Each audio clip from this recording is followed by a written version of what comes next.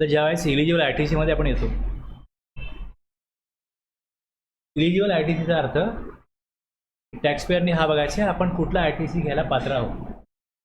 आणि इथे जो ए मध्ये ITC अवेलेबल जो आलेला आहे, ए मध्ये म्हणजे ह्यातलं परत import of goods, import of service, inward supplies liable to reverse charge, inward supplies from ISD आणि ऑल अदर ITC, हे जे 5 आहेत, ह्या 5 मध्ये एकूण टोटल जी आहे ही 1 2 3 4 5 मिळून येईल.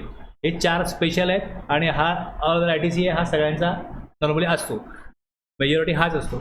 तर ह्याच्यामध्ये खाली बी मध्ये ITC रिव्हर्स आहे. ITC रिव्हर्सचा अर्थ सप्लायरनी GSR 1 मध्ये रिपोर्ट केला, तो ऑल अदर ITC मध्ये आला. आता ह्याच्यावरला असा कुठला ITC आहे जो रूल 38 प्रमाणे, 42 प्रमाणे, 43 प्रमाणे किंवा सेक्शन 17 सबसेक्शन 5 प्रमाणे इलिजिबल नाही आहे, तो घेता येणार नाही असा ITC. त्याची अमाऊंट इथे टाईप करणं अपेक्षित आहे.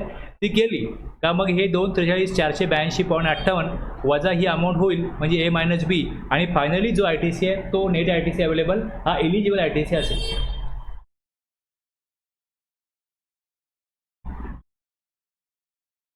आता एखाद्याने कार परचेस केली तर कारवरती 28% GST आहे, 17% सेस आहे, त्याप्रमाणे इकडे सेसमध्ये अमाऊंट जाईल. आता तो जो ITC आहे कारचा, तो इलिजिबल आहे की नाही आहे हे तुम्हाला इकडे सेक्शन 17(5) मध्ये लक्षात येईल. आज बघा कसं आहे, आज हे सांगितलं आहे की notwithstanding anything contain in section 16(1). 16(1) काय म्हणतो, बिझनेससाठी, business in the course or furtherance of business, inward supply घेतला, गुड्सचा असो सर्व्हिसचा असो, मग गुड्सचा आहे इनपुटचा आहे किंवा कॅपिटल गुड्सचा आहे, इनपुट सर्व्हिस आहे, 3 प्रकारचे आपले ITC येतात. 16(1) मध्ये सांगितलं आहे बिझनेस पर्पज घेण्याचा मिळेल, इथे काही सांगितलेलं असो, input tax credit shall not be available in respect of the following नेमली. बिझनेस पर्पज घेतलेला आहे, मोटर व्हेकल ही बिझनेससाठीच घेतली आहे. एखादा कॉन्ट्रॅक्टर आहे, त्याचं कन्स्ट्रक्शन कॉन्ट्रॅक्ट चालतं, ब्रिज बनवतात, रस्ते बनवतात, वेगवेगळ्या प्रकारचं असं काम चालतं. तर ते जाऊन साईडवरती बघायला लागतं, काम किती झालं, काय झालं, इन्स्ट्रक्शन द्यायला लागतं. तर हे सगळं सर्वे वगैरे करायचं असेल तर त्यासाठी मोटर व्हेकलला पाहिजे जायला, कंपनीकरता घेतलेली आहे. For transportation of person, motor vehicle for transportation of person having approved sitting capacity.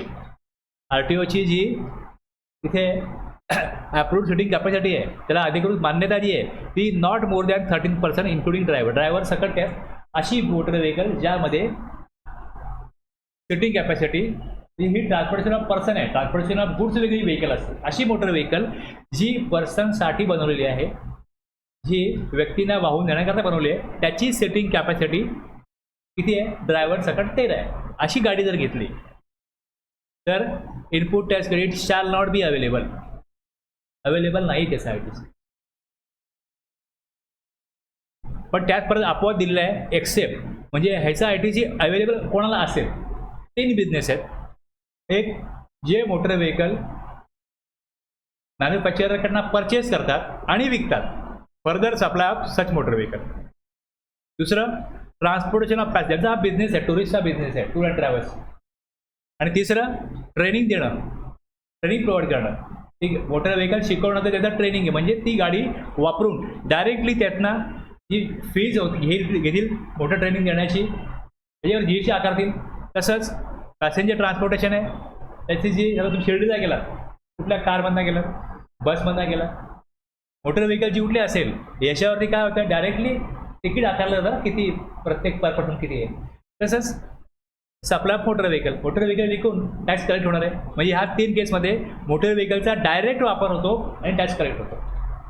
बाकी ठिकाणी दुसरा बिझनेस आहे, त्या बिझनेससाठी काम करण्यासाठी मोटर व्हेकल घेतली, म्हणजे हे 3 बिझनेस सोडून बाकी कुठल्याही बिझनेस करता, बिझनेस पर्पज जरी मोटर व्हेकल घेतले असतील, अशी मोटर व्हेकल की ट्रान्सपोर्टेशन ऑफ पर्सन्स आहे आणि त्यामध्ये seating capacity, approved sitting capacity ही अप टू 13% पर्यंत आहे. जर मिनी बस घेतली तर मिनी बसमध्ये 16 प्रवासी बसतात, 18 बसतात, अशी मोटर व्हेकल, त्याचा ITC रिस्ट्रिक्ट केलेला नाही. का असं केलं असेल, प्रश्न हा पडेल ना, तर का असं केलं असेल. ज्या फॅक्टरीज आहेत, कंपनी आहेत, त्यांचे एक इंडस्ट्रियल एरियामध्ये फॅक्टरी असते, शहरात त्यांचे कामगार राहतात, एम्प्लॉई राहतात, मग त्यांना नेण्याकरता मोठ्या मोठ्या कंपन्या आहेत, त्यांच्या बसेस आहेत, मग ते भाड्यावरती घेत असतील किंवा स्वतः विकत घेत असतील, हायर करत असतील रेंटवरती, किंवा मग त्यांनी त्या परचेस केला असेल, ड्रायव्हर त्यांचा सगळं मेंटेनन्स ते बघत असतील, त्यांनी जर परचेस केलं तर मोर दॅन 13% आहे, त्याला रिस्ट्रिक्ट केलेलं नाही आहे, हे लक्षात घ्या. अप टू 13% मोटर व्हेकल अशी जी अप टू 13% सिटिंग कॅपॅसिटी आहे, अशा मोटर व्हेकलला इनपुट टॅक्स क्रेडिट रिस्ट्रिक्ट केलेलं आहे. पण मोठी बस आहे, 50 माणसं बसतील, 40 माणसं बसतील, 20 माणसं बसतील, मोर दॅन 13% असतील तर त्याचा इनपुट टॅक्स क्रेडिट घेता येतो, त्यापेक्षा कमी येतं नाही घेता येत. आता बरेच वेळा लोक अशी कार परचेस करतात, फॅमिली करता अशी गाडी करतात, 8-10 लोक बसतील आणि ती बिझनेसच्या नावाने परचेस करतात. म्हणजे बिझनेसचा त्या गाडीवरती जो काय पेट्रोल भरला जाईल, मेंटेनन्स होईल, तो बिझनेसचा खर्च म्हणून दाखवता येईल, बिझनेसचे असेल म्हणून दाखवता येईल. आणि बिझनेस करता वापरतात, पण 100% वापरत नाही बिझनेस करता. नॉर्मली जे प्रॉपर्टी बिझनेस करतात ते, तर तिथे काय होतं, ॲक्च्युली गव्हर्नमेंटचा खूप मोठ्या प्रमाणात लाखो रेव्हेन्यू लॉस होतो. आणि 10 लाखाची कार कोणी घेतली तर त्याच्यावरती 28% जर GST असेल आणि 17% सेस असेल तर 45% टॅक्स आहे. म्हणजे जवळजवळ 10 लाखाची गाडी 15 लाखाला पडते. मग तेवढा 4.5-5 लाखाचा जो इनपुट टॅक्स क्रेडिट आहे हा रेव्हेन्यू लॉस होतो. त्यामुळे ज्या मोठ्या फॅक्टरीज आहेत, ज्यांना बस घ्यायची आहेत, 13 सिटिंग कॅपॅसिटीच्या वरती जर का सिटिंग कॅपॅसिटीची गाडी घ्यायची असेल एम्प्लॉईज करता, तर त्यांना तिथे रिस्ट्रिक्ट करत नाही आहे गव्हर्नमेंट. तुम्ही घ्या ती गाडी, भाड्याने घ्या, विकत घ्या, काय होईल त्याचं, इथे हा विकतचा विषय आहे. इथे काय होईल त्याचा ITC मिळेल. ट्रेनिंग देण्याकरता घेत आहे, फर्दर सप्लाय करता घेत आहे आणि ट्रान्सपोर्टेशन ऑफ पॅसेंजर करता घेत आहे, तर याचा ITC मिळेल. एखादी ट्रान्सपोर्ट कंपनी आहे, त्यांच्या अशा वेगवेगळ्या ठिकाणी ती गाडी त्यांची जुळून जाते. कुठे कधी एक गाडी बँगलोरला जाते, एक असं मुंबई शिर्डी जाते, अशा गाड्याचे परचेस करतात, त्यांना इनपुट टॅक्स क्रेडिट मिळतो. कारण सिटिंग कॅपॅसिटीचा विषयच नाही इकडे. इकडे काय विषय की ह्या कामाकरता घेत आहे, कुठली मोटर व्हेकल घ्या, ITC मिळेल. पण ह्या कामाव्यतिरिक्त जर मोटर व्हेकल घेतली, अशी मोटर व्हेकल ज्याची अप्रूव्ड सिटिंग कॅपॅसिटी ही अप टू 13% आहे, ड्रायव्हर धरून. कळलं एवढं? आता मग इथे काय करायला लागेल, इथे जो आकडा येईल तो इथे रिव्हर्सलमध्ये घ्यायला लागेल. आता माझ्याकडे एक व्यापारी आहे, त्यांनी अशा प्रकारे एक बँकमध्ये एक प्रपोजल दिलं की तुम्ही किती परचेस करणार असेल का, त्याला एक बँक ओडी वगैरे पाहिजे, लोन वगैरे पाहिजे, म्हणून त्यांनी बँकेत प्रपोजल दिला. तर बँकवाले त्याकडे सांगितलं की आम्हाला तुमचं युजरनेम पासवर्ड द्या, आम्हाला तुमचा ITC चेक करायचा. त्यांनी ITC चेक केला आणि त्यांनी सांगितलं असं की तुम्ही 23-24 जेवढं तुमचं दाखवतो ITC, तुम्ही त्यापेक्षा कमी ITC घेतलं. बँक म्हणाला जो कोण चेक करतो त्याला हे माहीत नाही की ITC रिव्हर्स केला आहे, तो रिव्हर्स का करतो. मला अकाउंटंटने विचारलं की ITC आपला जास्त आला आहे, पण ते कमी घेतला म्हणून म्हणतात. तुला जेवढा एलिजिबल होता तेवढा घेतलेला आहे, पण तुम्ही एक्झॅक्टली मला आकडा सांगा, ज्यांनी कसं कॅल्क्युलेशन केलं हे सांगा, मग मी सांगतो कमी का घेतला. आपण सेबीमध्ये जो ITC अवेल केलेला आहे, जर तिकडे जास्त आला दिसतोय, म्हणजे 2A त्यांनी चेक केला असेल किंवा 2B चेक केलं, जास्त आलेला आपण कमी का घेतला.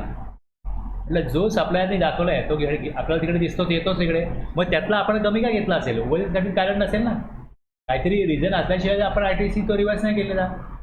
तुम्ही एक्झॅक्टली मला फिगर सांगा, त्यांच्याशी व्यवस्थित बोला. तर आणखीन 4 प्रश्न मी तुम्हाला विचारतो, तुम्ही त्यांना विचारा, मग आपण बोलू काय ते.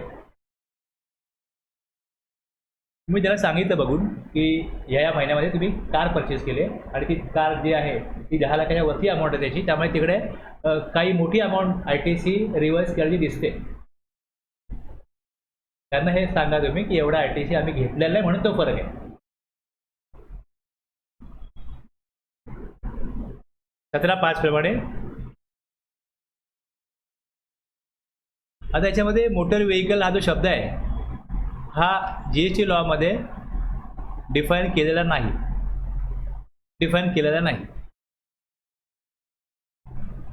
आता याच्यामध्ये जो मोटर व्हेकल ॲक्ट 1988 आहे त्यात दिलं any mechanically propelled vehicle use on road but does not include a vehicle running on fix rail or a special vehicle used in factory or an enclosed premises having less than 4 wheels with engine capacity not exceeding 25 cubic centimeter.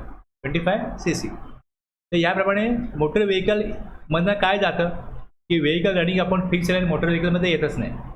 त्यानंतर special purpose vehicle जे फॅक्टरीत वापरलं जातं किंवा enclose डिव्हाइसेसमध्ये ते येत नाही. आणि असे व्हेकल याची less than 4 wheels fitted with engine capacity up to 25cc आहे. Railway 2-3 wheelers with engine capacity up to 25cc bicycle हे काय होतं मोटर व्हेकलमध्ये येत नाही. एखाद्याने सायकल घेतली त्याचा RTC घेता येईल का? तर ती असं व्हेकल जे त्यामध्ये येतच नाही मोटर व्हेकलमध्ये, त्याचा इथे विषयच नाही आहे. त्यामुळे त्याचा RTC रिस्ट्रिक्ट केलेलं नाही आहे. Motor vehicle use for transportation of person आहे. 17.5 हे सांगतो RTC not allowed when approved sitting capacity including driver ही 13 किंवा त्यापेक्षा कमी असेल. बरोबर आहे. आणि use for transportation of goods विषयी तिथे काय उल्लेखच नाही आहे. जर तिकडे सांगितलेलं नाही आहे म्हणजे हे सांगितलं याचा RTC घेता येणार नाही, लक्षात घ्या. तर गुड्सचा विषयच नाही. ट्रान्सपोर्टेशन ऑफ गुड्स वेगळी गाडी असते आणि ट्रान्सपोर्टेशन ऑफ पर्सन वेगळी गाडी असते. त्यामुळे गुड्सच्या विषयी रिस्ट्रिक्शन नाही आहे. RTC allowed without any restrictions. यातनं आपण अशा प्रकारे त्याचा कन्क्लुजन काढू शकतो. आता जसं ही गाडी घेतली तर त्या गाडीचा पुढे दरवर्षी सर्व्हिसिंग रिपेअर मेंटेनन्सचा विषय आहे.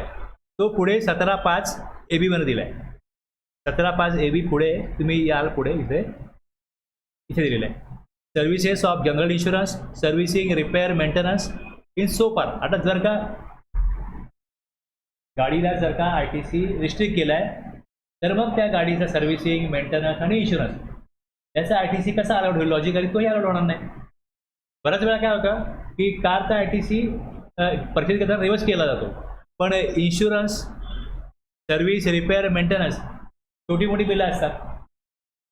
तर हे लक्षात आलं नाही तर याचा RTC अवेल केला जातो. स्पेसिफिकली जर का सगळी बिलं चेक केली बा कुठले कुठले आलेले आहेत, हा RTC एलिजिबल आहे का, रिवर्स करण्याजोगा आहे का, असं कोण चेक करत असेल ज्याला 17.5 प्रॉपर माहिती आहे तर तो रिवर्स करेल, अदरवाईज नाही केलं. ओके. तर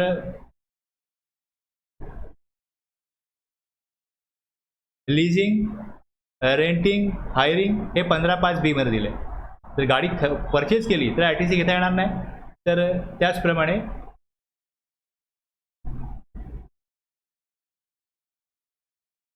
leasing renting hiring of motor vehicle vessel aircraft हे वेगळ्या सेक्शनमध्ये वेगळ्या सबसेक्शनमध्ये क्लॉजमध्ये दिलं आहे. इथे वरती एकत्रितपणे मांडलं आहे. मोटर व्हेकल RTC अवेलेबल कधी when such motor vehicle are use for further supply transportation of passenger आणि ट्रेनिंग करता वापरत आहेत. मग इथे किती पण याची गाडी असो sitting capacity without any restrictions when approved sitting capacity including driver काही असो, general insurance servicing repair maintenance leasing renting सगळ्यावरती तिथे RTC घेता येईल. जसं रस्त्यावरून गाडी चालते तसं पाण्यामधनं जहाज चालेल, आकाशातनं मग एअरक्राफ्ट विमान असेल. रिलायन्ससारखी कंपनी आहे, अंबानी अदानी सारखे जे बिझनेसमॅन आहेत त्यांना वेगवेगळ्या ठिकाणी देशात जावं लागतं, फिरायला लागतं. तरी विमान जर घेतलं असेल विकत घेतलं त्यांच्या कंपनीने तर कशा करता घेतलं की त्यांच्या डायरेक्टरला त्यांच्या असे की पर्सन आहेत त्यांना फिरण्याकरता बघण्याकरता बिझनेसचा काय प्रोग्रेस आहे किंवा काय मीटिंग अटेंड करण्याकरता विमानाने जायचं असेल त्याचा इनपुटचा क्रेडिट मिळेल का? वेझल एअरक्राफ्ट मिळणार नाही RTC except when they are use for. कशा करता इथे पण तेच आहे ऑप्शन की फर्दर आपला विकण्याकरता बनवलं आहे. एखादी कंपनी बनवते वेझल्स किंवा एअरक्राफ्ट ट्रान्सपोर्टेशन ऑफ पॅसेंजर करताय, ट्रेनिंग करताय, विमान शिकवण्याकरता आणि जहाजचं ट्रेनिंग चालवण्याचं, तरी ह्याचा RTC मिळेल. आणि गुड्स करता इथे except when they are use for transportation of goods घेतलं, विमान जरी घेतलंय तरी इम्पोर्टन्स क्रेडिट मिळेल. ट्रान्सपोर्टेशन ऑफ गुड्स करता मिळेल, अदरवाईज नाही.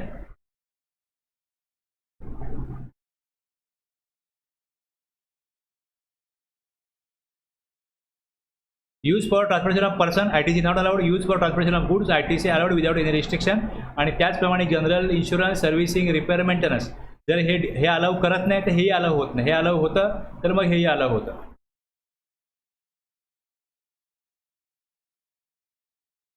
ए बीमध्ये ह्या क्लॉजमध्ये services of general insurance repair maintenance हे दिलं आहे. So far as they related to motor vehicle vessels or aircraft provided that the input tax credit in respect of such service shall be allowed available. केव्हा available असेल? आता insurance servicing repair maintenance where the motor vehicle whether aircraft referred to in clause A or clause A are used for the purpose specified therein. आणि दुसरं, where received by a taxable person engaged in the manufacturer of such motor vehicle vessel aircraft. जो manufacturer आहे त्या motor व्हेकलचा तो त्याचा insurance servicing repairing करता खर्च करेल तर त्याला अलाउड.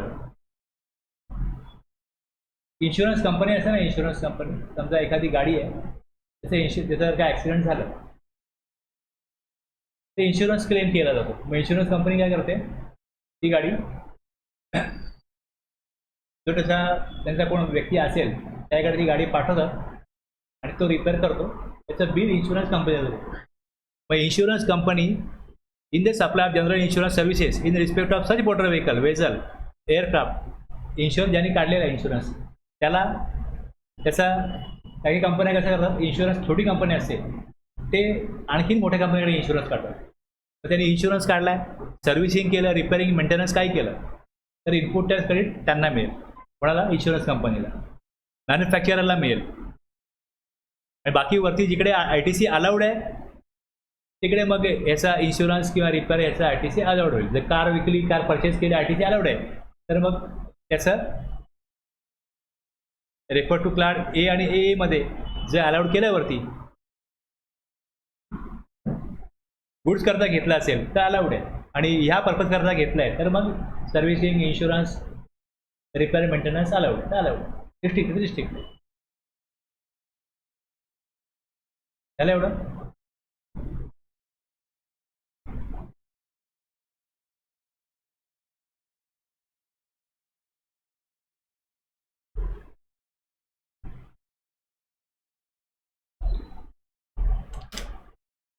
आता हे 17(5) मध्ये आता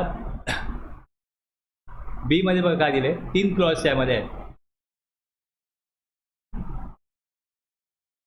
supply of food and beverages, outdoor catering, beauty treatment, health services, cosmetic and plastic surgery, leasing, renting और hiring of motor vehicle, vessels और एअरक्राफ्ट, लाईफ इन्शुरन्स आणि हेल्थ इन्शुरन्स. ओके. आता सप्लाय ऑफ फूडमध्ये काय, फूड बेवरेजेसमध्ये अनेक ठिकाणी कसं तर छोटं ऑफिस आहे, तिथे 5 लोक काम करत असतील तर ते चहा करत असतील, चहा पावडर घेत असतील, मिनरल वॉटरच्या बाटल्या ठेवत असतील, कोण गेस्ट आला त्याकरता काय तिथे कोल्ड्रिंक वगैरे ठेवत असतील तर फूड बेवरेजेसचा ITC input tax credit block आहे, नाही मिळणार ITC. आउटडोर कॅटरिंग, एकतर तिकडे सामान आणून जेवण बनवत असतील किंवा संपूर्ण जेवणच बाहेरना इनवर्ट सप्लाय देता घेत असतील, परचेस करत असतील, त्याच्या ITC नाही मिळणार. ब्युटी ट्रीटमेंट, हेल्थ सर्व्हिस, आता एखादी TV सिरियल किंवा फिल्म बनवणारी कंपनी असेल तर त्यांच्या ॲक्टर ॲक्ट्रेस ते ब्युटी ट्रीटमेंट करत असतील, कॉस्मेटिक किंवा प्लास्टिक सर्जरी करत असतील तर ह्याचा इनपुट टॅक्स क्रेडिट नाही घ्यायचं, ह्याचा ITC ब्लॉक आहे. लिजिंग, रेंटिंग और हायरिंग ऑफ मोटर व्हेकल, जसं विकत घेतली मोटर कार तर ITC नाही, जसं इथे तर leasing, renting of hiring of motor vehicle, vessels और aircraft, life insurance and health insurance, याचा ITC नाही आहे. Membership of club, health and fitness centre, कंपनीला वाटतं की आपले एम्प्लॉय फिट राहावे म्हणून त्यांनी फिटनेस सेंटरमध्ये टाकलं, हेल्थ आणि फिटनेस सेंटर, त्याचा खर्च कंपनी करते. Travel benefit extended to employees on vacation such as leave or home travel concession, वर्षातनं एकदा आपल्या एम्प्लॉईला खूप काम असतं त्यांना आपण फॅमिलीबरोबर फिरायला पाठवू, गावाला पाठवू, खर्च कंपनी करते. आता हे when inward supply of goods और services or both of particular category is use for registered use by registered person for making outward supply. जर इनपुट्स ते घेऊन विकायचे आहे म्हणजे फूड घेऊन विकायचं आहे, कॅटरिंग कॉन्ट्रॅक्ट दिलं आहे एखाद्याला, एक मोठा इव्हेंट आहे तो इव्हेंट एक व्यक्ती त्याचा कॉन्ट्रॅक्ट घेतो आणि तो इनवर्ट सप्लाय घेतो कॅटरिंगचा, तर त्याला इनपुट टॅक्स क्रेडिट ब्लॉक नाही. आउटवर्ड सप्लाय देणं करण्याकरता इनवर्ट सप्लाय घेतोय तर मग ITC ब्लॉक नाही. As an element of taxable component or mix supply. आलं लक्षात? कॅटरिंग एक मोठं कॉन्ट्रॅक्ट आहे माझ्याकडे कॅटरिंग सर्व्हिसचं, आणि त्यात सांगितलं की बाबा एक स्पेशल पदार्थ आहे तो बनवून घ्या. तो माझ्याकडे आचारी नाही आहे, दुसऱ्या कॅटरिंगला सांगेल की हा पदार्थ बनवून दे. इकडे काय, मी कॅटरिंग सर्व्हिसेस देतोय आणि कॅटरिंग सर्व्हिसेस घेतोय. आणि दुसरं काय होईल की एक मोठ्या इव्हेंटमध्ये अशा 4-5 सर्व्हिस हायर केल्या, त्यातली एक आहे आपल्या फूड किंवा बेवरेजेस. कोल्ड्रिंक वेगळ्याकडनं मागवलं, कॅटरिंग सर्व्हिस वेगळ्याकडनं घेतली. मग इथे काय झालं, तो as element of taxable composite mix supply. माझा जो काय HSN कोड असेल किंवा सर्व्हिस अग्रीकल्चर तो वेगळा असेल, पण तो पूर्ण करण्याकरता मी इनवर्ट सप्लाय घेतो. आता ह्या 3चा ITC मिळणार नाही, बरोबर आहे. पण असा कुठला दुसरा कायदा आहे त्यानुसार जर ठरलं असं की जेवण द्यावंच लागेल, कामगारांना जेवण द्यावंच लागेल, जे कामावरती येतील फुल टाईम काम करतील त्यांना जेवण द्यावंच लागेल, त्यांना नेण्या आणण्याकरता गाडीची व्यवस्था करायलाच लागेल. तर गाडीची व्यवस्था म्हणजे तुम्ही रेंटिंगवरती घ्या, हायरिंगवरती घ्या. म्हणजे समजा फिमेल एम्प्लॉईज काम करत असतील आणि त्यानंतर संध्याकाळी 8 नंतर घरी ते जाणार असतील, तर मग कंपनीची जबाबदारी आहे की त्यांना पब्लिक ट्रान्सपोर्टने पाठवू नये. त्यांनी त्यांना स्पेशल अशा प्रकारे ओला किंवा उबेरने पाठवलं पाहिजे. जर अशी काही कुठला कायदा असेल तर मग it would be admissible where it is obligatory, अनिवार्य आहे for an employer to provide such supplies to its employees under any law for timing import. म्हणजे कॅन्टीन फॅसिलिटी द्यायलाच पाहिजे. हे जर का कंपल्सरी असेल, एखादी फॅक्टरी आहे, रिमोट एरियामध्ये एखादा प्रोजेक्ट, एखादं काय काम चाललंय, कॉन्ट्रॅक्ट चाललंय, तर तिथे जर का असा वेगळा कायदा असेल, तिकडे एम्प्लॉईजला किंवा लेबर जे आहेत त्यांना प्रोटेक्ट करण्याकरता वेगळा कुठला कायदा असेल की तिकडे त्यांना फॅसिलिटीज काय प्रोव्हाइड केल्या पाहिजे, तर मग इनवर्ट सप्लाय घेत असेल कंपनी तर त्यांचा इनपुट टॅक्स क्रेडिट ब्लॉक नाही आहे. जर तसा कुठल्या दुसऱ्या कायद्याने जर का ते अनिवार्य केलेलं नसताना पण जर फॅसिलिटी म्हणून एखादी company membership of club, health किंवा फिटनेस सेंटरसाठी इनवर्ट सप्लाय घेत असेल तर मग त्याचा इनपुट टॅक्स क्रेडिट ब्लॉक केला जातो. पण दुसऱ्या कुठल्या कायद्यात जर का ते अनिवार्य आहे, कंपल्सरी आहे की त्यांना द्यावंच लागेल, ते त्यांना पाठवा तुम्ही फिटनेसला, कळलं एवढं.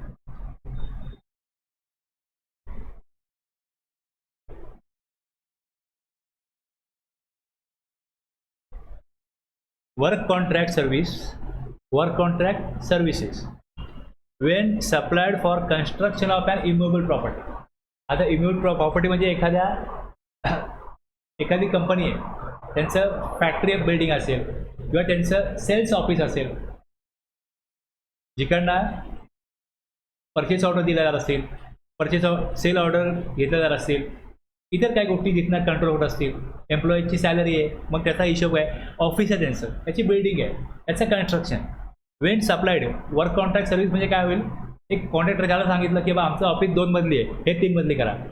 फॅक्टरी आहे, त्याला गोडाऊन नाही आहे, गोडाऊन बनवून द्या. कन्स्ट्रक्शन आहे, एकतर काय होईल त्याचं कॉन्ट्रॅक्ट दिलं जाईल किंवा स्वतः वेगवेगळे एक्सपर्ट हायर केले जातील की इंजिनियर आणा, आर्किटेक्ट आणा, सिमेंट आणा, स्टील आणा आणि बनवा ती फॅक्टरी, गोडाऊन बनवा.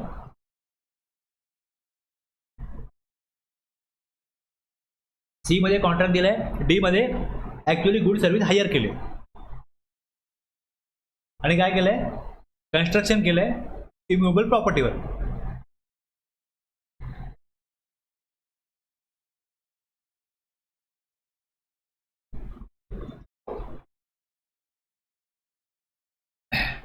Work contract service when supplied for construction of immovable property. आता याच्यामध्ये जर वर्क कॉन्ट्रॅक्ट सर्व्हिस घेतलेली आहे other than plant and machinery तर ITC रिस्ट्रिक्ट आहे. जर वर्क कॉन्ट्रॅक्ट सर्व्हिस घेतली आहे प्लांट अँड मशिनरी करता तर त्याचा इनपुट टॅक्स क्रेडिट ब्लॉक नाही आहे, त्याचा इलिजिबल, त्याचा ITC मिळणार.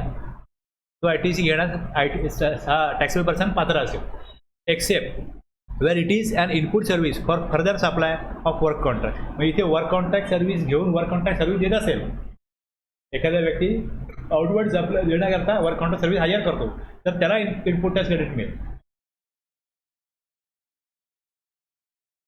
एखादा बिल्डर एखादा समजा कॉन्ट्रॅक्ट नेलं की हा रस्ता करा, धरण करा, तर त्यातला थोडा थोडा भाग आहे ना मेन कॉन्ट्रॅक्टर, दुसऱ्या लोकांना सब कॉन्ट्रॅक्ट करतो.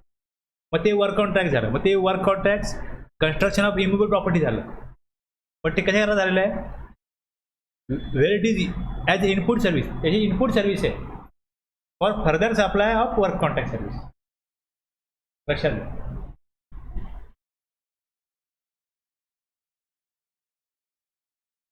समस्या आहे ना काय. गुड सर्व्हिसेस रिसिव्ह केल्या, received by taxable person for construction of an immovable property. वरती पण तेच आहे. इकडे काय घेतलं, वर्क कॉन्ट्रॅक्ट सर्व्हिस घेतली. इथे काय केलं, गुड सर्व्हिस घेतले आणि त्यातनं काय केलं, ऑन इज ओन अकाउंट, म्हणजे त्या कंपनीने स्वतःच्या अकाउंटला घेतलं गुड सर्व्हिसेस आणि त्यातून त्यांनी कन्स्ट्रक्शन इमोबल प्रॉपर्टी केलं, तर त्या गुड सर्व्हिसेसचा इनपुट टॅक्स क्रेडिट मिळणार नाही. कॉन्ट्रॅक्ट देऊन तुम्ही गोडाऊन बनवता तर इनपुट टॅक्स क्रेडिट मिळत नाही. आणि मग गुड सर्व्हिस घेता गोडाऊनसाठी, तर त्याचं RTC मग तेच बंद ना, त्यातनं घडलं तेच आहे ना. घडलं काय त्यातनं, कन्स्ट्रक्शन ऑफ इमोबल प्रॉपर्टी. हे तुम्ही कॉन्ट्रॅक्ट देऊन करा किंवा कन्स्ट्रक्शन ऑफ इमोबल प्रॉपर्टी हे गुड सर्व्हिस घेऊन करा, त्याचा RTC मिळणार नाही.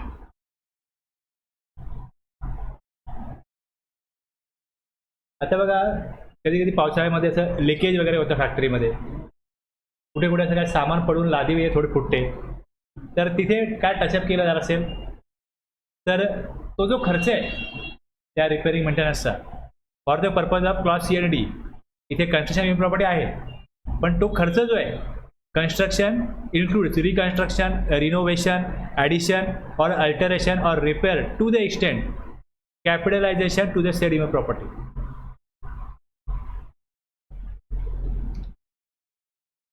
तो खर्च, एक खर्च छोटा असेल तर दाखवला जातो प्रॉफिट अँड लॉस अकाउंटला, आणि ज्यावेळेस गोडाऊन नवीन बनवलं तर ते बॅलन्स शीटला दिसेल असेटमध्ये, फिक्स असेट, की फॅक्टरी बिल्डिंग वेगळी आणि आता गोडाऊन वेगळे बनले.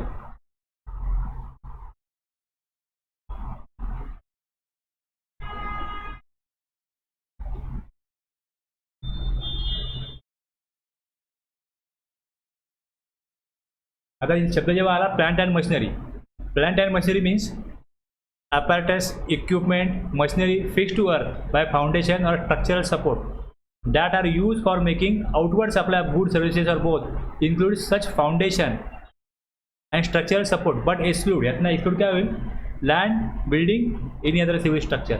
टेलिकम्युनिकेशन टॉवर हे प्लांट अँड मशीनमध्ये येत नाही, आणि पाईपलाईन जी फॅक्टरीच्या बाहेर आहे ती पण येत नाही.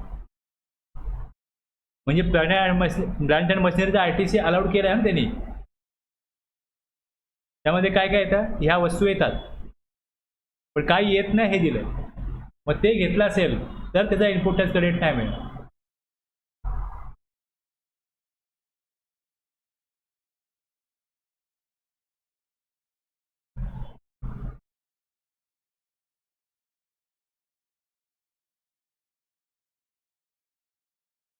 आता इथे काय, हा शब्दाचा अर्थ काय होतो की हे जे कन्स्ट्रक्शन केलंय या कंटेनमध्ये इन्क्लूड काय होईल, इमोबल प्रॉपर्टीवरती, इमोबल प्रॉपर्टी बनवली कन्स्ट्रक्ट करून, पण अशी प्रॉपर्टी येईल जी कॅपिटलाइज केली, जी कॅपिटलाइज नाही केली, जो खर्च म्हणून दाखवला ते याच्यामध्ये येतच नाही, म्हणजे त्याचा RTC अलाउड होईल, त्याचा RTC रिस्ट्रिक्ट होणार नाही.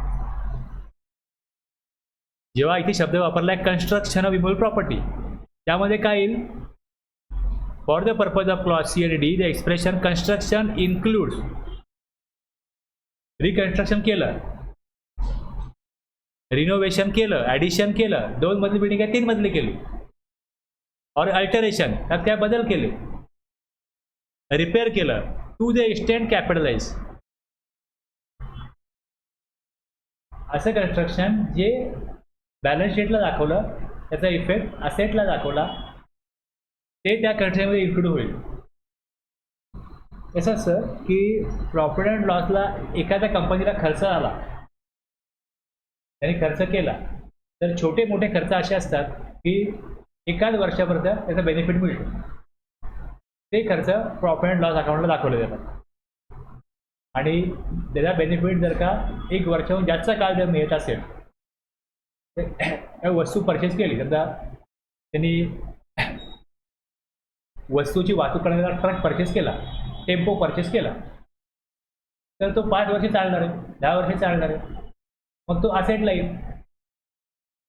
पण त्याचे टायर चेंज केले जे दरवर्षी चेंज करायला लागतात, तर तो खर्च असतो, तो प्रॉफिट लॉस असतो, खर्च, तो बिझनेसचा खर्च. रिपेअर, मेंटेनन्स, सर्व्हिसिंग हे त्याचं महिन्यात, 2 महिने, 6 महिने, वर्षातनं करावंच लागतं. म्हणजे खर्च केला आणि बेनिफिट एका वर्षाहून जास्त काळापर्यंत मिळणार आहे, तर ते कॅपिटलाइज होतं, म्हणजे ते असेट म्हणून दाखवलं जातं. आणि छोटे मोठे खर्च हे काय असतात, डायरेक्टली रेकॉर्ड होतात, हा खर्च झाला. मोठा खर्च रेकॉर्ड झाला, समजा 5 लाखाची समजा त्यांनी मोटर एखादा टेम्पो घेतला, तर हा दाखवायचा कुठे, असेट. आणि ह्याचं डिप्रिसिएशन ज्या समजा हा जो खर्च झाला आहे, हा खर्च म्हणून रेकॉर्ड होत नाही, ही मालमत्ता म्हणून रेकॉर्ड होते. आणि दरवर्षी याच्यामध्ये 1-1 लाख खर्च म्हणून दाखवलं जातं, ज्याला म्हणतात डिप्रिसिएशन. त्याची किंमत कमी झाली 1 लाख यावर्षी, चला 1 लाख म्हणजे टक्केवारी आहे, 15%, 20%, कंपनी लॉमध्ये वेगळे टक्केवारी असू शकेल, इन्कम टॅक्स प्रमाणे वेगळी असू शकेल. आलं लक्षात? तर जर ते असेट म्हणून दाखवलं, कन्स्ट्रक्शन केलं आणि त्याचं कॅपिटलाइज झालं, तर इनपुट टॅक्स क्रेडिट मिळणार नाही. पण छोटा मोठा खर्च दरवर्षी लाद्या फुटतात, सामान पडतं, प्रोडक्शन करतात, रिपेअरिंग करायला लागतं दरवर्षी वरून काही लिकेज होतं पावसामध्ये, टचअप करायला लागतो, डांबर लावायला लागतं, अजून काही खर्च करायला लागतो, असं फॅक्टरीमध्ये करत असतील, तर मग तो खर्च जो आहे तो काय आहे, वर्क कॉन्ट्रॅक्ट दिले कशा करता, कन्स्ट्रक्शन म्हणजे काय त्यामध्ये येतं, कन्स्ट्रक्शनमध्ये reconstruction, renovation, addition, alteration, repairing केलं, फॅक्टरी बिल्डिंग, खर्च केला, तो दाखवला, प्रॉफिट अँड लॉसला, इनपुट टॅक्स क्रेडिट मिळेल का, येस मिळेल.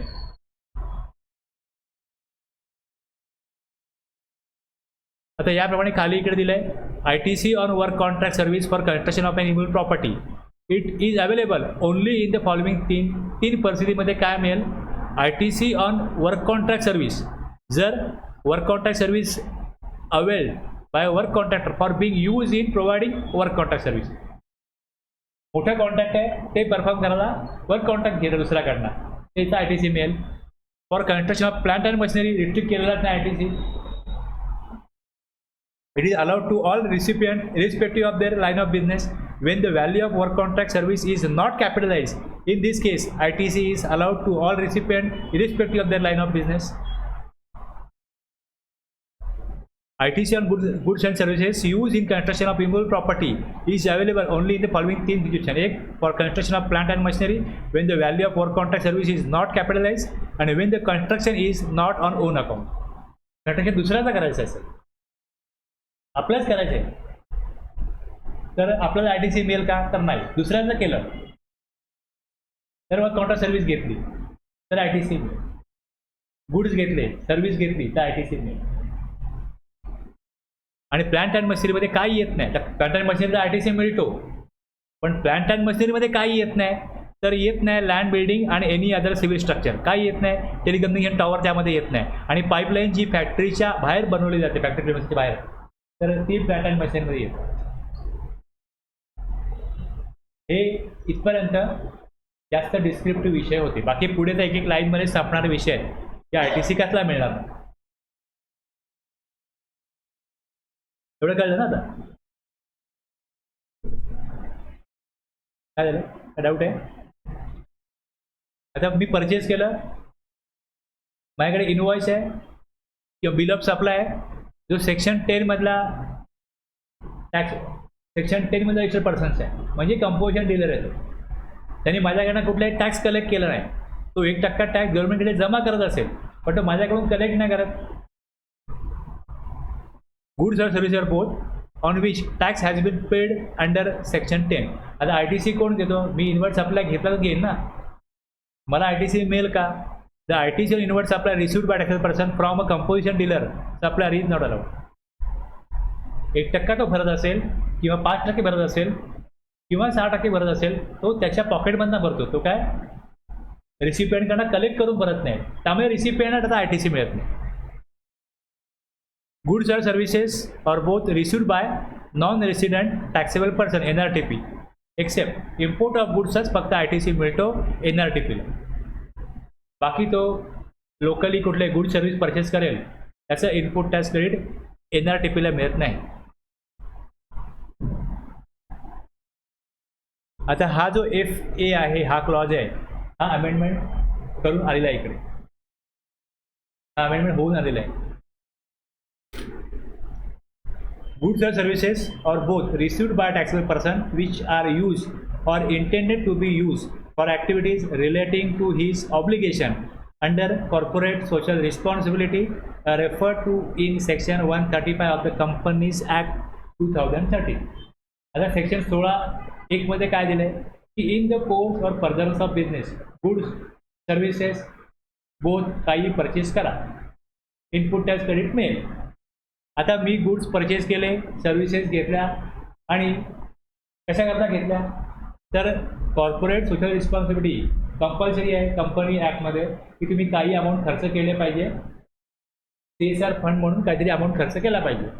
तर असं गावामध्ये, ग्रामीण भागामध्ये जी लोकं राहतात त्यांच्या घरासमोर त्यांना टॉयलेट बांधून दिले, त्याकरता गुड सर्व्हिसेस घेतल्या, याचा RTC मिळायला पाहिजे की नको.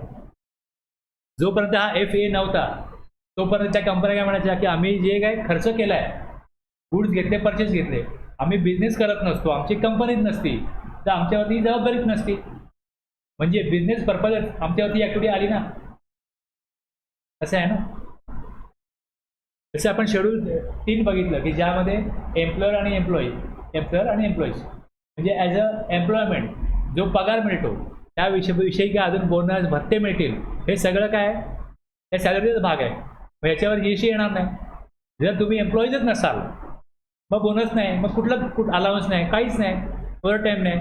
तसं आहे कंपनीचं म्हणणं काय होतं, आम्ही कंपनी आहोत, बिझनेस करतो आहोत आणि आमचा टर्नओव्हर ठराविक अमाऊंटच्या पुढे गेला आहे म्हणून आमच्यावरती काय दुसऱ्या कायद्यामुळे CSR ॲक्टिव्हिटी करण्याची वेळ आली ना.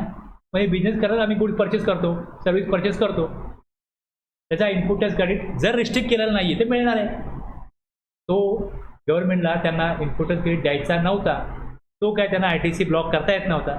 मग तो RTC ब्लॉक करण्याकरता हा क्लॉज टाकला की गुड सर्व्हिसेस परचेस केला टॅक्सेबल पर्सननी, कशाकरता केल्या, which are use or intended to be use for activities relating to, त्यांना ऑब्लिगेशन आहे कशामध्ये, कंपनी कायद्याप्रमाणे की तुम्ही CSR फंडासाठी काही ॲक्टिव्हिटीज काही खर्च केला पाहिजे, तो ते करतायत. म्हणजे ह्यात कसं हे का काढलं माहिती आहे का की इन्कम टॅक्स भरला जातो आणि इन्कम टॅक्समधनं गव्हर्नमेंटला त्यांच्या इच्छेप्रमाणे तो पैसा कुठे वापरायचा याचं काय असतं, फ्रीडम असतो. ह्या कंपनी कायद्याप्रमाणे काय, एखादी कंपनी आहे त्यांचा जर टर्नओव्हर वाढला तर गव्हर्नमेंटनी म्हणजे इथे हा काय असा कायदा काय केला की तुम्ही जास्त टॅक्स भरू नका, आम्ही टॅक्स कमी करू, पण इकडे तुम्हाला काही खर्च तुमच्या इच्छेप्रमाणे करायला लागेल, करावाच लागेल, टॅक्स नका देऊ पण तुम्हाला खर्च करायला लागेल. समाजाकरता, लोकांकरता. गव्हर्नमेंट काय करतं, लोकांकरताच खर्च करतं ना, पण तो चॉईस गव्हर्नमेंटला असतो. इथे कंपनीला त्यांना चॉईस दिला आहे की तुमचा टर्नओव्हर ठराविक अमाऊंटच्या वरती गेला आहे. जिल्हा परिषदेची शाळा आहे, त्या शाळेमध्ये गव्हर्नमेंट लक्ष देत नाही. मग एखाद्या कंपनीकडे ते शाळेतले शिक्षक मुख्याध्यापक जातात की आमची शाळा आहे बघा, तर तिथले कोण सरपंच असतील, कोण लोक असतील ते जातात या शाळेसाठी तुम्ही काहीतरी रिपेअरिंग करा, सरकारकडे पैसा नाही, लक्ष देत नाही, तुम्ही याच्याकरता काहीतरी करा. मग ती कंपनी ते करते. ग्रामीण भाग आहे, तिकडे टॉयलेट नाही आहेत, त्यांना बांधता येत नाही, सरकार त्यांना बांधून देत नाही, मग CSR फंड खर्च करा, त्यांना ते बांधून द्या. म्हणजे इथे काय होतं, लोकांच्या ज्या आवश्यक गरजा आहेत त्या कंपनीला हा जो CSR फंड युटिलाइज करायला लावतो, लोक जाऊन कंपनीकडे रिक्वेस्ट करतात की बघा आमच्या ह्या कामाकरा तुम्ही पैसे द्या, तुमचा CSR फंड द्या. पण मग सरकारने काय केलं की तुम्ही ते गुड सर्व्हिसेस दिले, CSR फंडाची ॲक्टिव्हिटी ऑब्लिगेशन आहे म्हणून त्या गुड सर्व्हिसेस तुम्हाला इनपुट टॅक्स क्रेडिट मिळणार नाही. तुम्ही तेवढा पैसा खर्च करायचाच आहे. जर तुम्हाला 5 लाख खर्च करायचे, तुम्ही 5 लाख खर्च करता आणि त्यातला GST भरला 1 लाख म्हणून तो RTC घेता, मग खर्च 4 लाख झाला ना. एकूण तुमचा खर्च 5 लाख व्हायला पाहिजे, तुम्ही 5 लाख खर्च करा, त्यातनं इनपुट टॅक्स क्रेडिट घेऊ नका. पण अगोदर तसा कायदा नव्हता ना, तो RTC ना घेतच होता, तो घेऊ नये असं रेस्ट्रिक्शन 1705 मध्ये नव्हतं. त्यामुळे खर्च करताना ते 5 लाख खर्च दाखवायचे आणि त्यातनं RTC घ्यायचे. म्हणजे एक्झॅक्टली 5 लाख खर्च होत नव्हता म्हणून मग हा क्लॉज टाकून त्यांचा खर्च 5 लाखावर नेला, RTC मिळणार नाही. गुड्स और services or both use for personal consumption. 16 सांगतो काय, गुड सर्व्हिसेस घेतल्या इन द कोर्स और फर्दर ऑफ बिझनेस घेतल्या तर ITC मिळेल. हे तिकडे दिलंच आहे, पण इथे पण त्यांनी स्पेसिफिक दिलं आहे जर गुड सर्व्हिसेस घेतला आणि कन्झ्युम केला पर्सनल पर्पज नाही मिळणार ITC. म्हणजे एखादा ग्रोसरी स्टोअरवाला आहे, तो ग्रोसरी जेव्हा परचेस करेल तो आपल्या घराकरता काहीतरी त्यांना घेईलच ना. त्याला काय मसाला लागतील, पापड लागतील, तांदूळ लागेल, गहू लागेल, जे काय वस्तू एकदम काय टॅक्सेबल आहे. तर तुम्ही परचेस केलं, समजा परचेस केलं त्यातलं समजा एक 5% घराकरता वापरलं तर 5% ITC यांनी रिव्हर्स केला पाहिजे. हा रिव्हर्स करणं गरजेचं आहे. जर त्यांनी कंपनीच्या नावाने परचेस केला असेल बिझनेसच्या नावाने तर 5% ITC रिव्हर्स करणं गरजेचं आहे. एवढंच आहे. आणि जर रिव्हर्स करायचा नसेल तर तो सप्लाय झाला मग तुम्ही त्यावर आउटपुट टॅक्स पे करा. ऑप्शन 2च आहे. एक तर आउटपुट टॅक्स भरा, कारण इनवर्ट सप्लाय तुम्ही घेतलाय, तुम्ही स्वतःलाच विकलं असं समजून आउटपुट टॅक्स भरा. आणि जर स्वतःला विकत नसाल तर घेत असाल तर मग इनवर्ट सप्लाय वापरला कशा करता पर्सनल पर्पज, मग ITC घेऊ नका तेवढ्या अमाऊंटचं.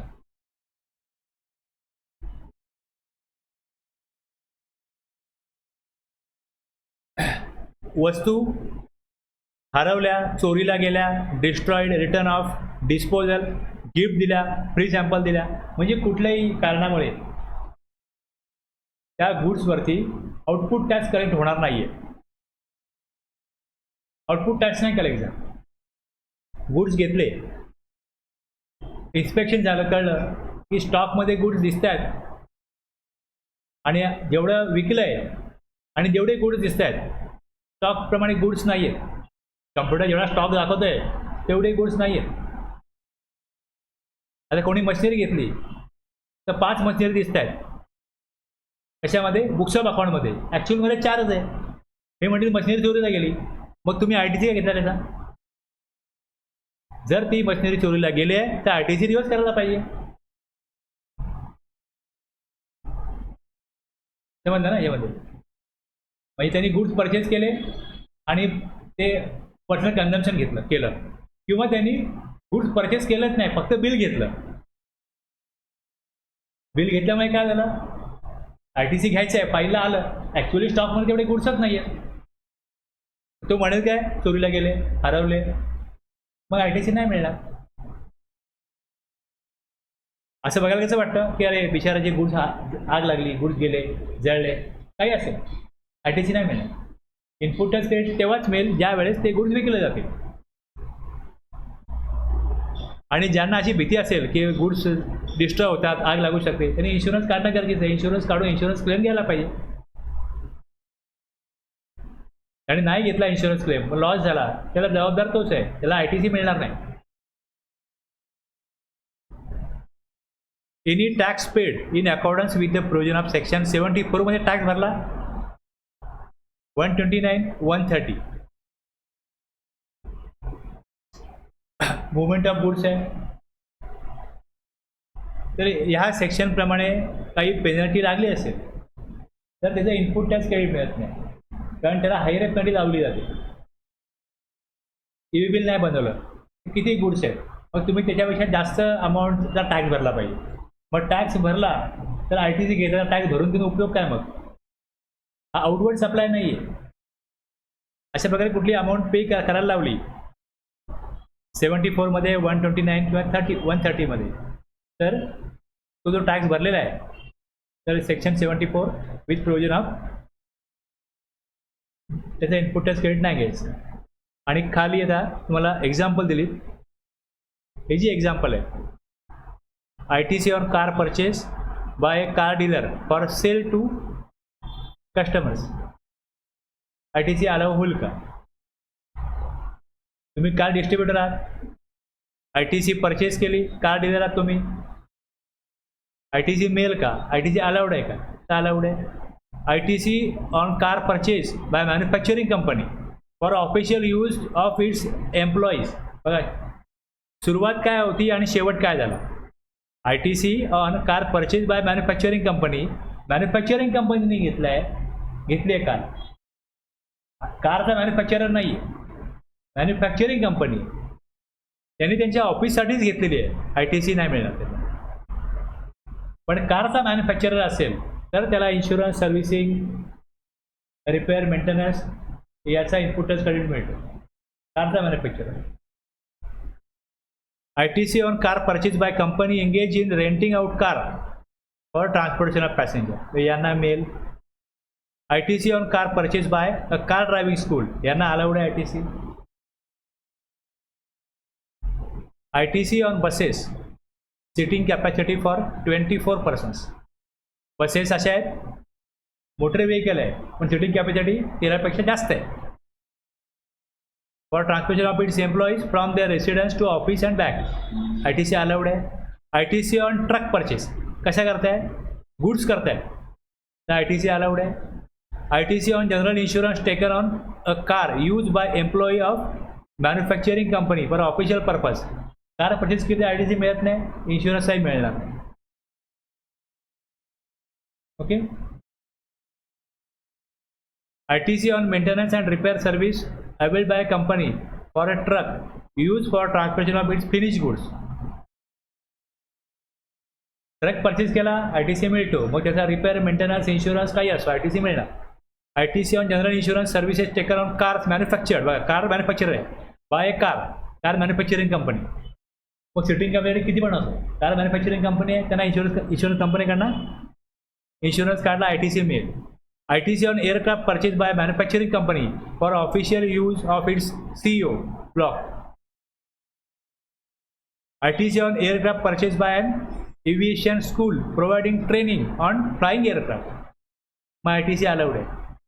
Repair, maintenance service of aircraft use by director of company, official use, purchase करा, सर्व्हिसिंग करा, इन्शुरन्स काढा, ITC नाहीच मिळणार. गुड्स करता परचेस केल्यानंतर मिळेल, पण हे पर्सन्स करता वापरतात ते एअरक्राफ्ट, त्या कुठल्याही प्रकारचा ITC मिळत नाही. ITC on general insurance service taken by vessels manufactured by vessel manufacturing company, त्यांना ITC अलाउड.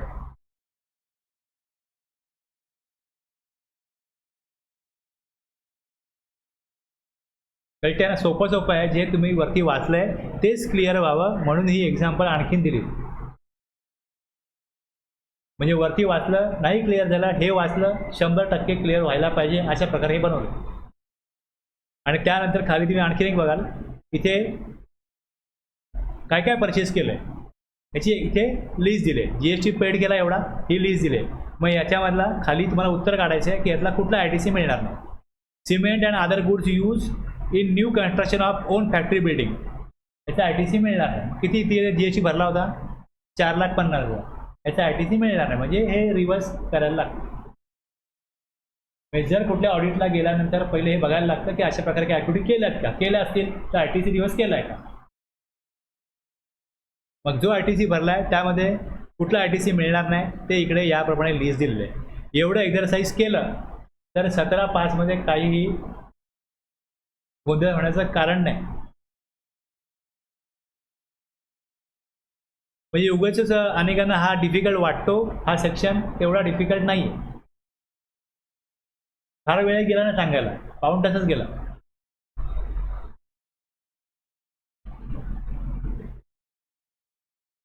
काही घाई गेली नाही ना, आपण सावकाशीच बघितलं ना.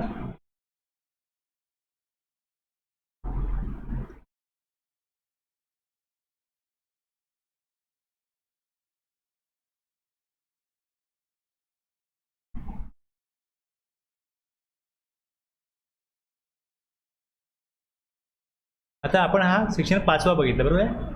आता 1 ते 4 आहेत त्यामध्ये सेक्शन. 17 बघतो आपण, 17/5 पहिले बघितला. आता 17 मध्ये जो सेक्शन 17(1) आहे तो सांगतो, जर गुड्स यूज करताय partly business purpose where the good services or both are use by registered person. Registered person काय करतो, partly for the purpose of any business आणि partly for other purpose. Partly काय दिलंय, बिझनेस पर्पज, आणि partly other than business purpose. The amount of credit shall be restricted to so much of the input tax as it attributable to the purposes of his business. आता example बघा, की grocery shop आहे, grocery shop आहे रतनचं. रतनने काय केलं, goods purchase केले, invert supply घेतला. त्यातला जो इनवर्ट सप्लाय घेतला त्याचा ITC आहे 89,000. त्यांनी ग्रोसरी प्रॉडक्ट सोल्ड केले 85% आणि 15% यूज केले त्याच्या grocery product use for the marriage. त्याच्या भावाच्या लग्नाकरता त्यांनी 15% ग्रोसरी यूज केली. तर या 89,000 जो ITC आहे यातला 15% जर काढला तर तो सोडला तर किती होईल, 75,650 एवढा ITC तो अवेल करू शकतो. बाकी त्यांनी अदर दॅन बिझनेस पर्पज वापरला आहे इनवर्ट सप्लाय, तेवढा ITC रिस्ट्रिक्ट होईल, तो ITC त्यांनी घेऊ नये. Register person is in the business of manufacturing shoes. तो शूज बनवतो, एक व्यक्ती शूज बनवतो आणि त्यांनी 50 पेअर ऑफ शूज हे त्याच्या मित्रांना फ्री ऑफ कॉस्ट दिले. मित्रांना input tax credit ITC on input and input services attributed to such 50 pairs of shoes. त्या 50 पेअर ऑफ शूजला जेवढं इनवर्ट गुड्स सप्लाय सर्व्हिसेस लागल्या असतील त्याचा ITC त्यांनी रिव्हर्स करायला पाहिजे किंवा तेवढा ITC त्यांनी अवेल करता कामा नये, तेवढा ITC त्यांनी सोडला पाहिजे. समजा त्यांनी 1000 शूज बनवले असतील, त्याकरता इनपुटमध्ये काही गुड्स घेतले असतील, सर्व्हिसेस घेतल्या असतील, 1000 मध्ये 950 विकले म्हणजे आउटपुट टॅक्स कलेक्ट केला आणि 50 वरती आउटपुट टॅक्स नाही कलेक्ट केला.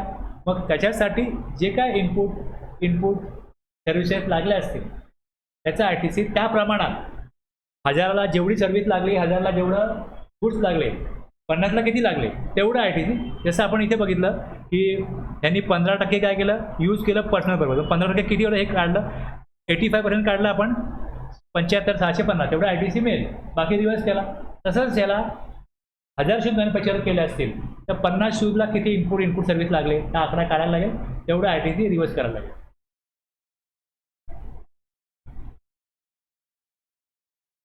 पहिल्या एक्झाम्पलला ट्रेडर होता, दुसऱ्या एक्झाम्पलला मॅन्युफॅक्चरर होता.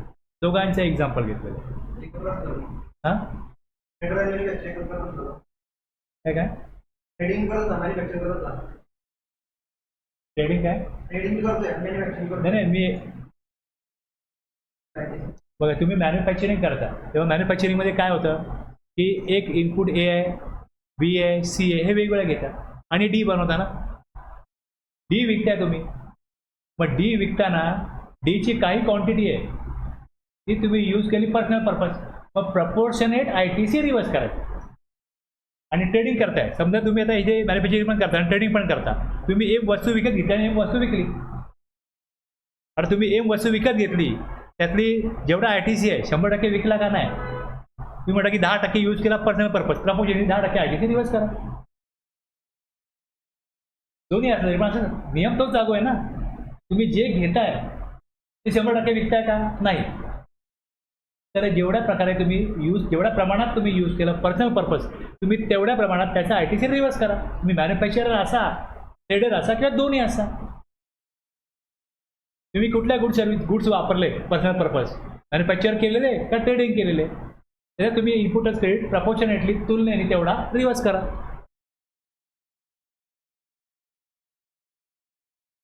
इनपुट टॅक्स जो पे केला आहे business purpose, input tax credit use जे झालं असेल तर ITC इलिजिबल आहे. नॉन बिझनेस पर्पज वापरलं गेलं तर मग नॉट इलिजिबल, तो ITC घेण्यास पात्र नाही आहे.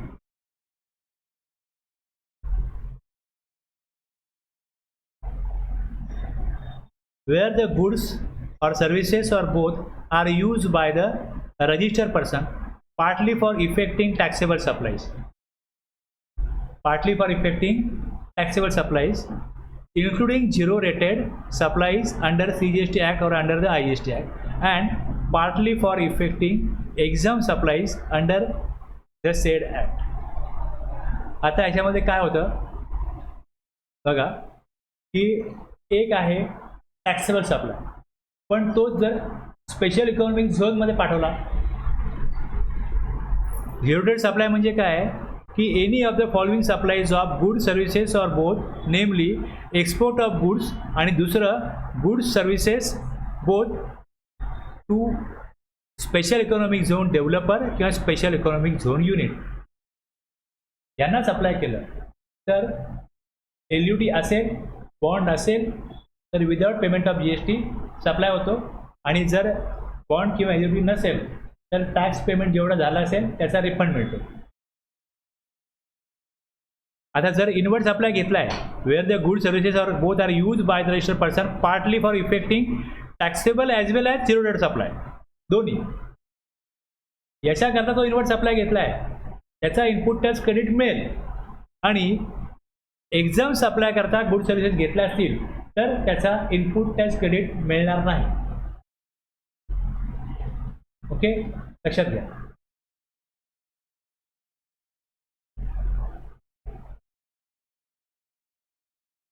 आता बँकेने जर कम्प्युटर घेतला, फर्निचर केलं तर बँकेला त्याचा इनपुट टॅक्स क्रेडिट मिळेल का? आता बँकेचा मुख्य सप्लाय काय? पैसे व्याजाने देणं हा बँकेचा मुख्य सप्लाय आहे आणि तो एक्झाम सप्लाय आहे. इंटरेस्टवरती व्याज लागत नाही. क्रेडिट कार्डचा इंटरेस्ट आहे त्याच्यावरती व्याज लागतं. पण इंटरेस्ट इन्कम तुम्ही कुठले अर्न करा, कुठल्याही प्रकारचा इंटरेस्ट अर्न केला जर का, समजा आता डिस्ट्रीब्युटर आहे तो मॅन्युफॅक्चररकडे 5 लाख डिपॉझिट ठेवतो आणि त्याला मॅन्युफॅक्चरर ते वर्षभर पैसे ठेवले किंवा समजा महिन्याला किंवा क्वार्टरली किंवा इयरली इंटरेस्ट पे करत असेल तर या इंटरेस्टवर टॅक्स लागत नाही. लक्षात घ्या. बँकेचा इन्कम काय? एक्झाम्प्ट इन्कम. क्रेडिट कार्ड दिलं असेल तर इंटरेस्ट लागतो. बँकेतनं तुम्ही पैसे विड्रॉ केले, 5 अटेम्प्ट फ्री आहे, 6व्यांदा बँक चार्ज घेते 20 रुपये तर GST लागेल. चेक रिटर्न केला चार्ज लागेल, GST पण लागेल. हे झाले टॅक्सेबल सप्लाय, बँकेचे टॅक्सेबल सप्लाय झाले. DD कार्डला बँक चार्ज घेत असेल त्यावर GST लागत असेल तर टॅक्सेबल सप्लाय झाला. म्हणजे बँकेच्या सर्व्हिसेस या मोठ्या प्रमाणात एक्झाम्प्ट आहेत आणि काही सर्व्हिसेस बँकेच्या या टॅक्सेबल आहेत. मग मी प्रश्न विचारतो की जर बँकेने कम्प्युटर परचेस केला तर बँकेला जर इनपुट टॅक्स क्रेडिट घेता येईल का? जेवढा टॅक्सेबल सप्लाय असेल त्या प्रमाणात तुम्ही ITC घ्या आणि एक्झाम सप्लाय तेवढं ITC रिव्हर्स करा. मग ते येतो पुढे मी ते लक्षात घ्या. बँकेला 50% अलाउड आहे, त्याकरता रूल 38 बघायला लागेल. सेक्शन 4 आहे बँकेकरता, बघतो पुढे आपण, पुढे बघू आपण. पण आत्ता लक्षात घ्या ना, जर ही प्रोव्हिजन बँकेने फॉलो करायची म्हटली तर बँकेला संपूर्ण ITC मिळणार नाही ना, बरोबर आहे ना.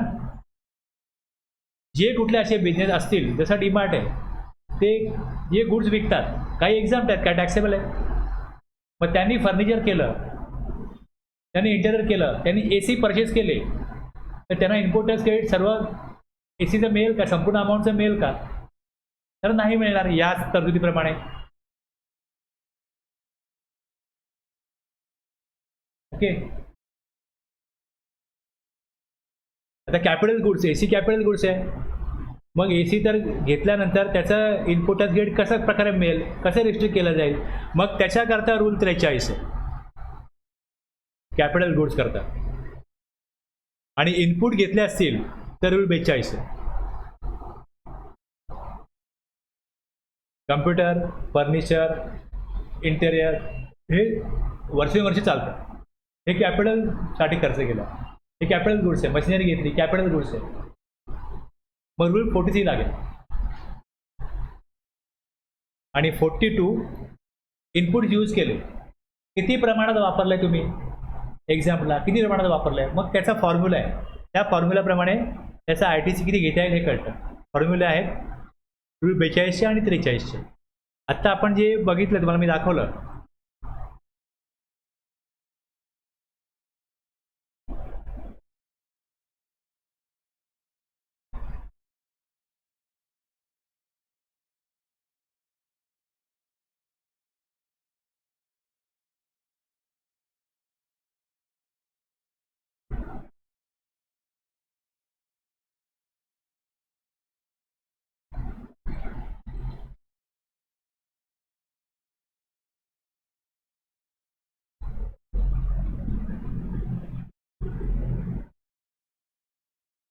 रूल 38 बँकेकरता आणि 42, 43 आणि 17(5) इथे ITC रिस्ट्रिक्ट होतं.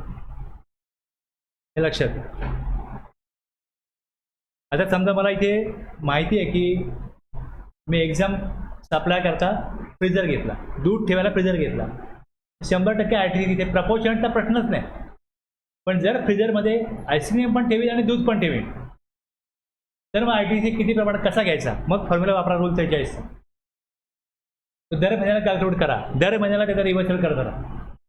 मग कसं करायचं, काय करायचं. पूर्वी काय व्हायचं, कॅपिटल गुड्स जर घेतले तर काही स्टेटने असं ठरवलं होतं की कॅपिटल गुड्सचा RTC मिळणारच नाही, वॅटच्या कायद्यामध्ये नाही मिळणार कॅपिटल गुड्सचा RTC नाही. काही स्टेट म्हणायचे 50% RTC देऊ, 50%.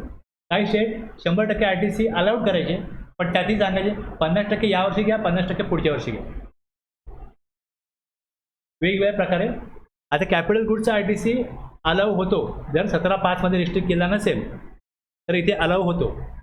पण जो एक्झाम सप्लाय आणि टॅक्सेबल सप्लाय करत असेल त्याच्याकरता परत रिस्ट्रिक्ट होतो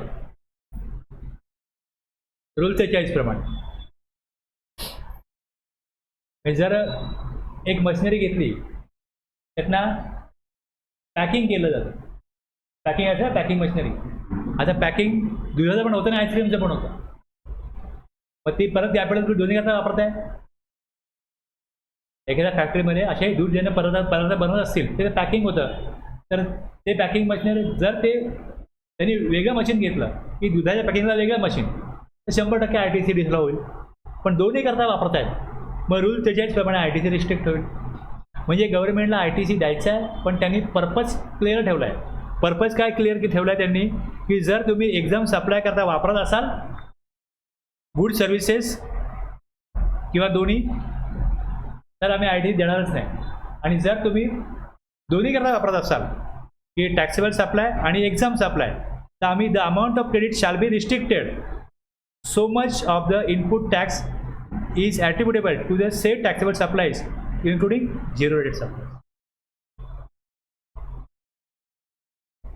RTC तेवढाच मिळेल जेवढा यूज केला आहे टॅक्सेबल सप्लायला आणि झिरो रेट सप्लाय. बाकी त्या रिस्ट्रिक्ट करताय हे सोडून. आता झिरो रेट सप्लाय कशाला म्हणतात, हे IGST ॲक्टमध्ये दिलं आहे, सेक्शन 16 मध्ये दिलं आहे, सेक्शन 1 मध्ये दिलं आहे. ओके, बघा आता पुढे input taxes, taxable outward supply, exempt supply. Outward supply taxable आहे, RTC इलिजिबल आहे, आणि एक्झाम सप्लाय करता वापरला इनपुट टॅक्स नॉट इलिजिबल. आता आणखीन एक विषय असा आहे की सबसेक्शन 2 जो आहे सेक्शन 16 मधला तो काय म्हणतो, 17(5) मध्ये जे ब्लॉक केलंय RTC तो नाहीच मिळणार आहे. Credit of input tax may be availed. पुढे बघा काय, credit of input tax may be availed for making zero rated supply notwithstanding that such supply may be an exempt supply. जर एक्झाम सप्लाय आहे पण तुम्ही जर ते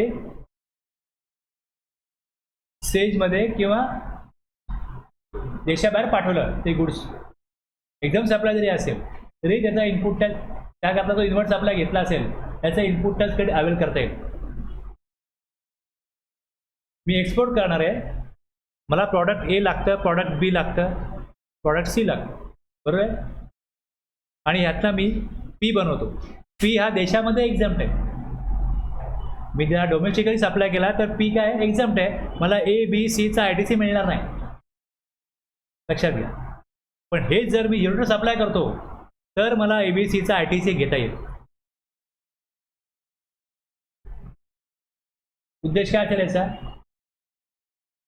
आता मला देशामध्ये ही वस्तू समजा 100 रुपयाला पडत असेल कारण RTC मिळत नाही, तर जर का मला सांगितलं की याचा RTC मिळेल आणि जर याच्यावरती टॅक्स 10 रुपये लागत असेल तर ही वस्तू मला 90ला मिळेल.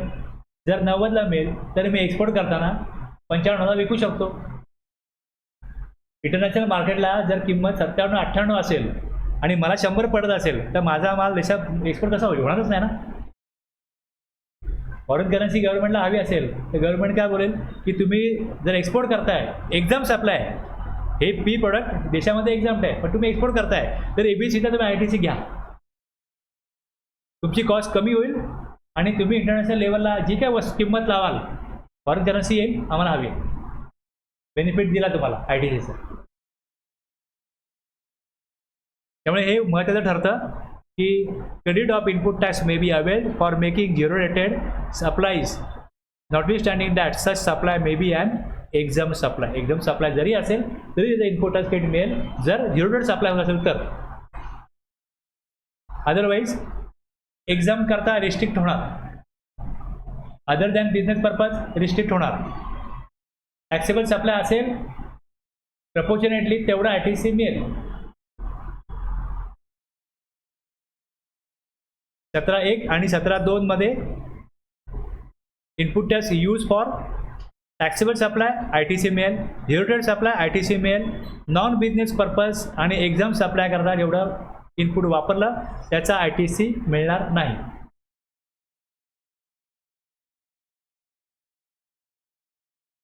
इथे ब्रेक घेऊया आपण. ओके.